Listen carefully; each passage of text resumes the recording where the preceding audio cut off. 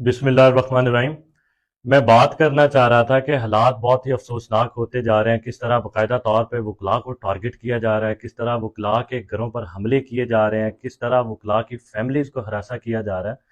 तो ये बहुत ही अफसोसनाक है। ऐसा लगता है कि शायद अब वकला की बारी है, मगर अफसोस हमारी बार एसोसिएशंस, हमारी बार कौंसल्स सो रही हैं और मजम्मत, कागजी मजम्मत कर रही हैं।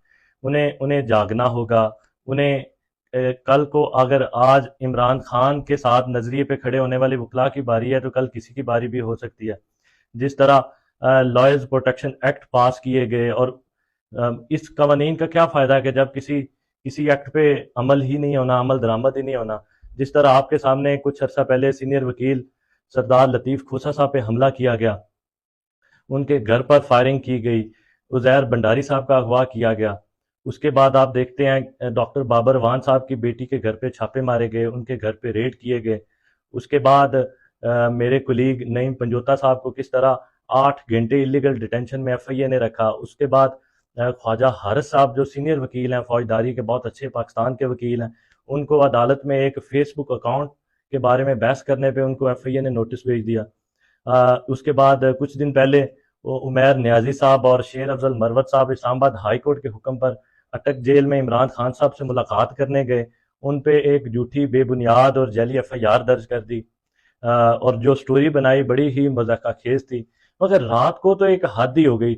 हमारे जो आईएलएफ पंजाब के सदर हैं जुबैर कसाना साहब, किस तरह बेदर्दी से उनके घर पे हमला किया गया, किस तरह उनके सामान को लूटा गया, किस तरह उनकी फैमिली को हरासा किया गया, बहुत ही अफसोसनाक है और बहुत ही काबिल मजम्मत है।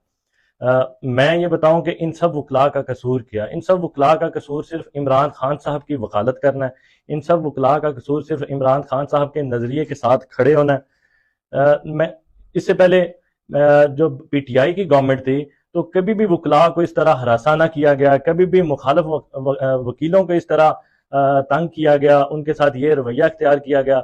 मतलब ना अदालतों, ना जजेस को तंग किया गया, ना उनको मतनाज़ बनाया गया। तो ये हालात किस तरफ जा रहे हैं।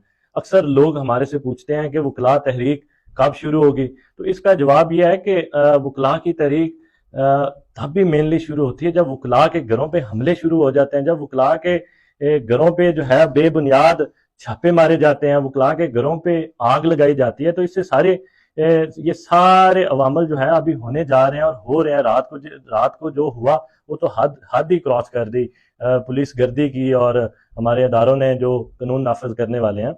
तो मेरे ख्याल में अब जब वकला के घरों को आग लगना शुरू हो गई है, तो बहुत जल्द वकला की तहरीक भी शुरू होने वाली है।